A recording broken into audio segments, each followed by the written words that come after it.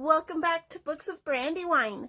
Today is my magical readathon wrap-up, and the books that you see in this wrap-up are going to be ever so slightly different from the books that were listed in my TBR, because I was in a rush and I was running out of time and I needed to switch some things around to make sure that I met all of the different coursework so that I could get all of my OWLS done. So, I have here a pile of books. Most of these books I did do videos for individually as I was reading them, and so I won't be talking about them too much, but for more in-depth you can refer to the videos that I did for them, and I will link all of those below, just like I did for the Shakespeare wrap-up. So the first book was Winter's Tale, and I read this one for Herbology. I feel like there's an ant. Let me check. Yes, it was for Herbology. And that was for, the prompt was a book with plants on it. And she's got flowers in her hair. She's got flowers in the vase on the table. Flowers everywhere. So for this book, I was expecting it to be a comedy, because that's what I had seen it billed as, like a comedy romance. And the first 3 acts of this play are a tragedy. Like, straight up tragedy. People fighting, people dying, people being accused of things they didn't do. Straight up tragedy. And then the last 3 books, the last 3 acts, or 2 acts I guess, is the comedy romance. And so the first 3 acts are the King Leontes accusing his wife Hermione of cheating on him, and throwing her in jail, trying to kill the king he thinks she slept with, trying to kill people that he thinks helped that king, trying to kill his baby daughter when she's born because he doesn't believe she's his daughter, just all kinds of unacceptable stuff. And then it skips 16 years later, and his daughter grows up and falls in love with a prince, and that's where the comedy and the romance ensues. Mostly for her story, Perdita's story, it's romance, and then there's like side characters that bring in the comedy. I was kind of okay with how it ended. I mean, I still think Leontes should have been punished more than just, being sad for 16 years and going to his wife's grave every day. And he did lose his entire family for 16 years, so I guess he suffered a lot, but I didn't think he suffered enough because the dude was a jerk. And so, I don't know. I have mixed feelings about it. I like it better now that it's been like a week or so and I'm not as angry, because oh my gosh, when I read those first 3 acts, I was so angry. I was crying. I was red. I was furious. It was bad. So I have like mixed feelings on this book. I don't think I'm ever going to read it again because I don't need to have those kinds of emotions. But I didn't even know that book existed until I started searching for Shakespeare books. But it was good, I guess. So for Romeo and Juliet, I did for, I want to say it was Transfiguration. Is that the name of it? Nope. I'm wrong. As Defense Against the Dark Arts. And that was for the word reducto, to read a book that starts with an R. And Romeo and Juliet starts with an R. Previously, I was going to read Richard III, I think. Yeah, Richard III. But I didn't get around to reading him. But I did read Romeo and Juliet. So, that is my Defense Against the Dark Arts class. This isn't the first time I've read Romeo and Juliet. I've read it a few times. I still had very strong feelings against all of the adults in this play because I felt like they could have done so much better. They could have actually helped Romeo and Juliet. They could have given them better advice. But no, they just went along with whatever the 13-year-old girl, and they never said his age, but they just went along with whatever they said they wanted to do. It is a great classic. It is very relevant to our lives. It pops up everywhere. I am glad I got to read it again. I'm sure this won't be the last time I read Romeo and Juliet. Overall, it was a good experience. And I got my Defense Against the Dark Arts exam done. The next one is The Tempest. Now, this is a little bit of a stretch. So, the prompt for this one is Transfiguration. Read a red cover or sprayed pages. So, the stretch here is that his cloak kind of looks red, and she's a redhead. Even though her hair is orangish, she's a redhead. So, and the writing kind of looks reddish, although my husband said it all looks salmon, but we're going to go with red. And so The Tempest was previously my favorite book when I was in high school. And I read it again. I still enjoyed it. It's no longer my favorite book. That actually belongs to another my favorite play. And that belongs to another Shakespeare play that we're going to be mentioning later. But I enjoyed it. I was glad I got to read it again. I did like that what her father did at the end. I felt that he fulfilled his promises. And so I did like that. And I thought the romance was kind of cute. I liked the confusion that was going on. It's definitely one of those plays where, you know, multiple things are going on at the same time. People are going in different directions. Different things are happening. But I liked it. I still like it. It's still one of my favorites. So the next one is Much Ado About Nothing. And I read this for the adult book, which was Charms. Yes. It was for my Charms exam, and that was to read an adult book. I had previously listed The Tempest under that, but I changed The Tempest to a different one of the OWL exams and moved this one into it. I had never read Much Ado About Nothing before. This is now my favorite of Shakespeare's plays. I loved it. I had fun. I enjoyed the banter, especially between Beatrice and Benedict, I think was his name. Beatrice and Benedict. I loved their banter. I loved their characters. I loved that it was short, but I had fun. I really, really enjoyed this book. I'm really glad I got to read it. And I got my Charms homework done. The next book is Shakespeare's Star Wars, and I read this for the Astronomy exam, which was to read a book with star on the title. And for this book, I was a little disappointed. I am a huge, huge Star Wars fan. I love all of the movies, even the one that nobody else loves, The Last Jedi. Oh my god, I'm such a huge Star Wars fan. My husband was even going to name our son after a Star Wars character because I'm such a huge Star Wars fan, but I had to veto it for personal reasons. And so going into this book, I love Shakespeare, I love Star Wars. I was hoping that it would be a lot better. It was incredibly boring. I think because Star Wars is this huge space opera with these explosions and these gorgeous landscapes and like all this stuff, and it really doesn't come across in the book. It did have some things that were kind of like redeeming qualities, like when I don't want to find it, but when that scene at the beginning when Luke is first with Ben Kenobi and they're discussing the Force and everything, and and he's supposed to be telling him about his dad. In the book, Obi-Wan Kenobi has like a little aside to himself. Like, I'm not going to tell him everything. I'm only going to tell him this one part of the story and you'll understand why I'm doing that kind of a thing. So it's very much like the writer of these books had obviously seen all of the movies and was writing from that perspective. Whereas in the movie, you don't know that Obi-Wan Kenobi is not being completely honest about what happened to Luke Skywalker's father. So they did change that. And then they're like when Han Solo shot Greedo, there's always that whole Han shot first thing. And in here, like they shoot at the same time. And then after Greedo's dead and he's starting to walk away, he's like, if I shot first, I'll never tell kind of a thing. So there's stuff like that throughout it that is kind of interesting little additions to it. But overall, I was really, really bored with it. I don't think I'm going to read the rest of the series, even though I do have one of the other books. The next one was Henry VI Part 1, and I read this for Potions, I believe? Yes. No, for Arithmacy, which was to read a book that was written by 2 or more authors. And originally, I was going to do Henry VIII for this one, because they know for sure Henry VIII was written by 2 authors. But I had to read Henry VI Part 1 anyway to get to Henry VI Part 2.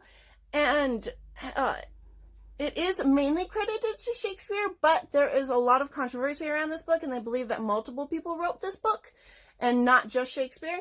And so, because of the controversy, I still counted it.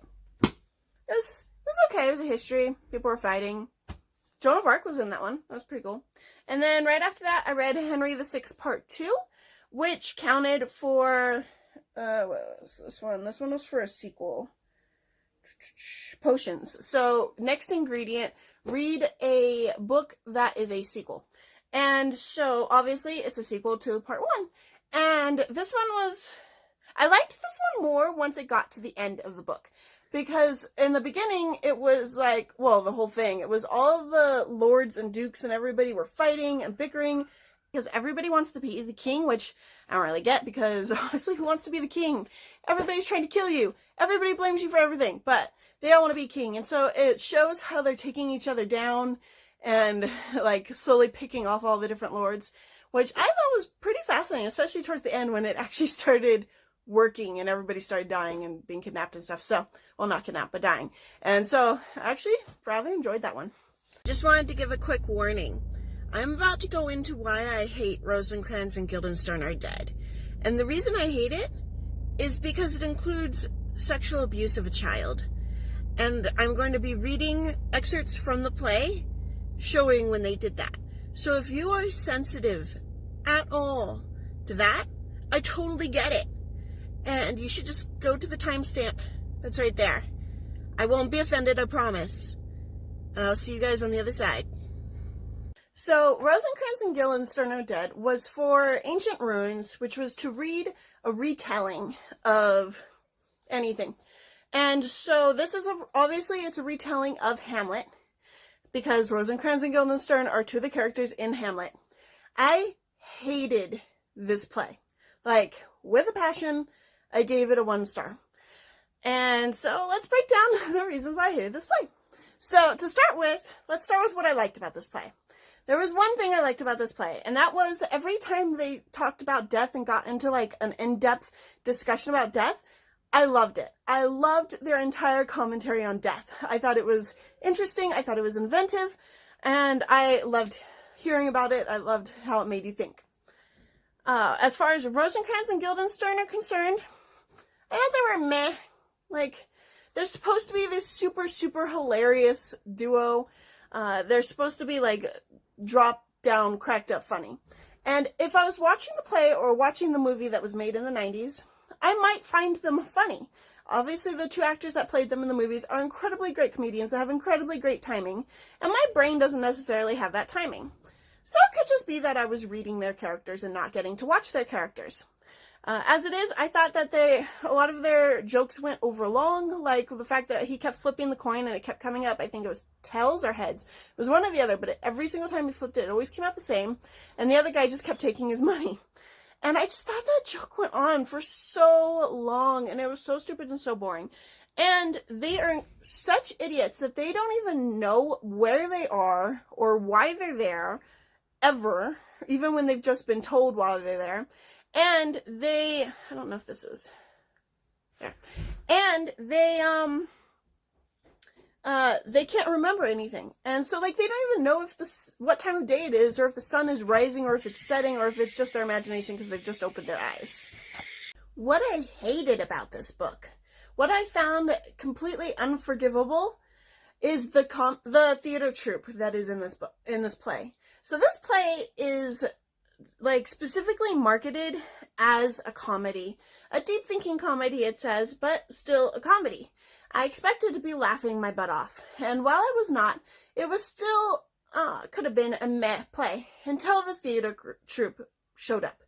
When I read the original Hamlet, I didn't give the theater troupe too much thought, but I still assumed that they were intelligent, talented, worthy of performing in front of a king and the prince. But the theater troupe that is in this book is not only incredibly pathetic, doesn't know very many good plays, but they focus specifically on very sexual plays while using the youngest member of their troupe, Alfred. Their whole comedy skit is joking about the sexual abuse of Alfred. And I couldn't. I didn't find it funny. I didn't think it was acceptable. Maybe there was some social commentary that I was missing because it's the 1970s and this is now. Maybe I was missing something. Maybe I need context. But I don't find the sexual abuse of a child to be funny in any way. And just so you know, I'm not exaggerating, I'm not making this up. When they introduce Alfred, they don't give his exact age. The tragedians are 6 in number, including a small boy, Alfred. And so there's just 6 of them. They play all the parts over and over again, except for Alfred, who of course plays all of the female parts. And so they come across Rosencrantz and Guildenstern while they're on the side of the road. This is before Rosencrantz and Guildenstern have been brought to the court to spy on Hamlet. This is their first time meeting them. And they get all excited because they're like, oh, there's these 2 people here that can pay us to do a play for them. And the play that they choose to do Now, this is not a play that Rosencrantz and Guildenstern asked for. This is a play that they decided to do for them. The player, who's the lead player, he says, confidingly, "Now for a handful of guilders, I happen to have a private and uncut performance of the rape of the Sabine women, or rather woman, or rather Alfred. Over his shoulder, get your skirt on, Alfred." The boy starts struggling into a female role. "And for 8 you can participate. Take either part, or both for 10, with encores." And, okay, so he's, the rape of the Sabine women, I don't know much about it. I've heard it's in the Bible, but I've never found it in the Bible. The only reference I know to it is from the movie The 7 Brides for 7 Brothers, and that's because they use the Sabine women being kidnapped as the excuse for why they're going to kidnap these girls and bring them home, and they'll fall madly in love with them, because I guess that's what happened in the story. But, like, the private and uncut performance of this play. So then I was just like, okay, so that's bad enough as it is. I was like, well, maybe, you know, it's a play. Maybe, like, they won't go into too intimate detail. I mean, he is a kid. But then it continues on. Like, even at this point, Guildenstern punches the player, because even Rosencrantz and Guildenstern know that what they are doing is bad, that they are sexually exploiting this little boy. And so, let's see, it continues on. So then later, in the same scene, they were doing a bet, and the tragedians lost, the actors lost the bet. And so they said that they have to pay them, and the player says, "We have no money." He's like, "Ah, then, what have you got?" And the player silently brings Alfred forward. Guildenstern regards Alfred sadly. "Was it for this?" And the player says, "It's the best we've got." And Guildenstern, looking around, says, "The times are bad indeed." Let's see. The player moves back, and Guildenstern moves down the footlights and turns. "Come here, Alfred." Alfred moves down and stands frightened and small. Gently. "Do you lose often?" "Yes, sir." "Then what could you have left to lose?" "Nothing, sir." Guildenstern regards him. "Do you like being ... an actor?" "No, sir." Guildenstern looks around at the audience. "You and I, Alfred, we could create a dramatic precedent here." And Alfred, who has been near tears, starts to sniffle. Come, Alfred, this is no way to fill the theaters of Europe." The player has moved down to remonstrate with Alfred. Guildenstern cuts him off again, viciously. "Do you know any good plays?" So basically, Alfred gets put in that situation a lot. And I don't see, like, I didn't see where it was in here, but I know at one point, like, yeah, because when he was saying you could play one part or both parts even, that means he could rape Alfred if he paid enough. He could be the person that plays that part in the play. And that just, it's not funny to me. I don't get it. And then, something happens later too. So later in the play, they're in the court. Hamlet has already asked the theater group to perform that specific play that he wanted to have performed for the king. And so now they are going to be practicing and doing a dress rehearsal before it starts. And so Alfred enters as the queen, and he looks like the queen, and I think it's Rosencrantz goes up and puts his hands over his eyes, and he's like, "Guess who?" And then he realizes it's Alfred, and he, like, backs up really fast because it's Alfred, not the queen. I don't know why he would get personal and touch the queen to begin with, but he did. And so then they continue doing the dress rehearsal. And if you're familiar with the story of Hamlet, Hamlet's uncle murdered his father and then married his mother, the queen.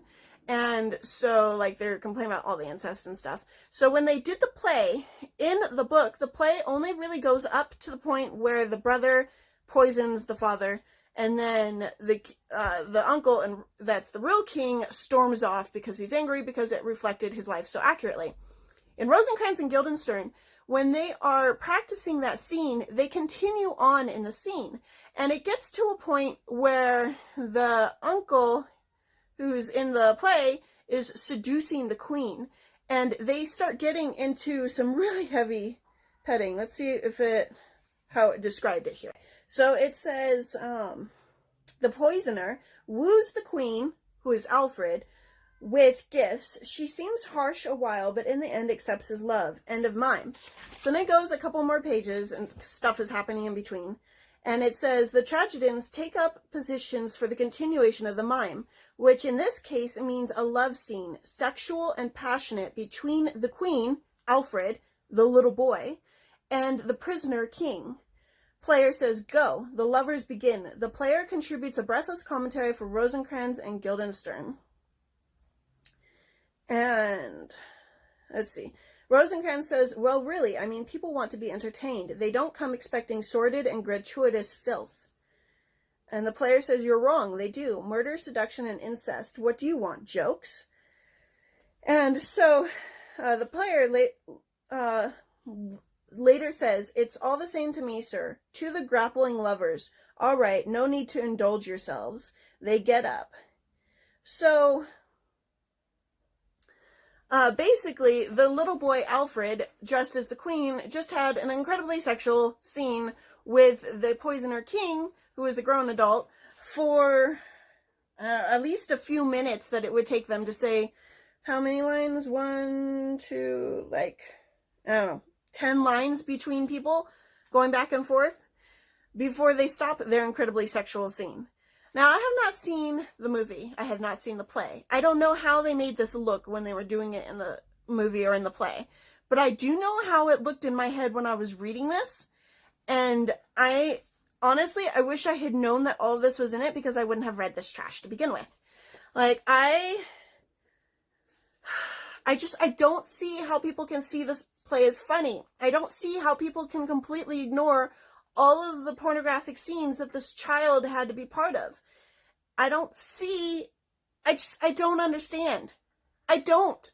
If I could give it less than a 1 on Goodreads, I would. I don't get why this play has been so popular for 50 years. I don't get why it's been branded as a comedy, and why I don't want to say tricked into reading it, but I was not expecting that. And I should have stopped the first time, but I was like, no, there's no way they could possibly keep up this theme through the entire play. And they did. They kept it up through the entire play, and it just got worse and worse and worse. And I can't expunge that from my mind. I have now read that. So yeah, I hated Rosencrantz and Guildenstern. On to the next prompt. So, I read that one weeks ago. Yes, today I finished reading Julie and Romeo, a novel by Jeanne Ray. And I read this one for the Muggle Studies prompt, which was to read a contemporary. This is a romance novel, a contemporary romance novel. I don't read romance novels very often. It's actually been a really long time since I picked one up, but I saw it randomly at the thrift store, and I thought it would be really interesting to read. I really enjoyed it. I did not know that Julie and Romeo are 60 years old, or at least Julie's 60 years old. Romeo might be older or younger, give or take. But they're both grandparents. They've both lived their lives. I thought it was really, really good. I loved the way she wrote. The whole book is from Julie's perspective, and it's kind of the beginning, at least, kind of sounds like a memoir, and then the rest of it is just as things are happening. And it's all first person. You get a lot of Julie's thoughts in addition to the dialogue that's going on. I loved it. I actually really want to read the second book. I enjoyed it that much. I did think some of the violence in it was a little unnecessary. Romeo and Julie's husband Mort get into a fist fight, and his son Joe threatens to kill her pretty much. Their families really, really hate each other. But I really, really enjoyed the book, and I loved the twist at the end when they finally find out why the families hate each other. And so I really, really enjoyed this book. If you like contemporary romance stuff, I definitely suggest going and reading it. There's definitely some heavy kissing in it, but I just skipped that part because I don't really need to be reading about heavy kissing. But even like at one point they were in the middle of heavy kissing, but the way she was describing it was really interesting because she wasn't describing the kissing. She was describing like love and stuff. And I thought, like, I really, really liked this book. I really liked the way it was written. And I could actually see me reading more books by her just because, like, especially when I need light and fluffy stuff, because I thought it was really well done. I really liked it. And then the last and final owl that I needed to sit for was, oh no wait, not the last and final, the last one I have a physical copy of, was The Two Gentlemen of Verona, and this one was for Care of Magical Creatures because it has a dog on the front and you had to have a land animal on the front. I am still reading this, but I have today and tomorrow, and it only has 45 pages. So I'm pretty sure I'm going to finish this today. And if I don't, then I'm going to grab one of my son's picture books and read that. But I'm enjoying it so far. So I will have a video posted about this too, because I think it's really interesting. That's only 45 pages. And then now for the last and final one. And that was for something in the future, Divination. And that was to read a book set in the future. And for that, I read the graphic novel. So I'll move over so fit the picture on the side because there's this really cool long picture which hopefully will fit. And that's the graphic novel Romeo and Juliet, The War. And for that, it's Romeo and Juliet, and it's set in the future. They like only kept a couple of the lines the same. The rest of it's all in modern language. But I don't remember, Juliet Capulet and Romeo Montague? Romeo Montague. Yeah, I'm pretty sure Romeo's Montague. You think I'd know this. And so the Montagues are cyborgs, and the Capulets are genetically engineered humans. And the Romeo and Juliet are each the first generation of them that, like, Juliet's the first generation that was born to it and not genetically modified after having already been born. And then Romeo was, like, the first cyborg that was created because I think him and his mom were in a car accident, and his dad was a scientist and could only save one of them, so he saved Romeo. And I really enjoyed it. The artwork was beautiful. There was a lot of violence in it, and so I just skipped all of the violence. I think it was like 165 pages or something. I'm really, really glad I read it. I loved it. I thought it was beautiful. I thought they definitely corrected a lot of the problems that I had with the original Romeo and Juliet. So, like, the priest and the nanny both actually gave advice. They actually explained what they were doing. I loved the priest's character so much better in the graphic novel than I did in the movie. In the play. Even Juliet, she acknowledges that they are getting married really fast, but she even, like, explains her reasoning behind that, which also for her sake had a lot to do with trying to combine the families. They were both aged up, so Juliet is no longer 13 years old. She's more mature. I thought both characters were more mature. I really liked it. I mean, obviously they still die, but I liked how it was done much better. And another one that I completely forgot about was As You Like It. And this one I read for, what did I read it for? Oh, I read it for A History of Magic, which was to read a book that had been published over 10 years ago. And this book was published, I think, in like the 60s or the 40s or something. So yeah, 1963. So it was definitely over 10 years ago. As far as this book, I mean, it was funny. I still don't get why they stayed in their costumes after they went to the forest, because that would have completely changed the entire story, but then again, it would have completely changed the entire story, so maybe that's why they stayed in their costumes. But I still liked it. I thought it was funny. I thought the romance was cute. I'm glad everything, well, I don't want to give away spoilers, but I liked it. I thought it was cute. Not my favorite. Still love Much Ado About Nothing way better, but it was a close second. I liked the comedy in it. So those were all of the books and all of the exams that I sat for the OWLS Readathon 2019. And I will see you guys tomorrow.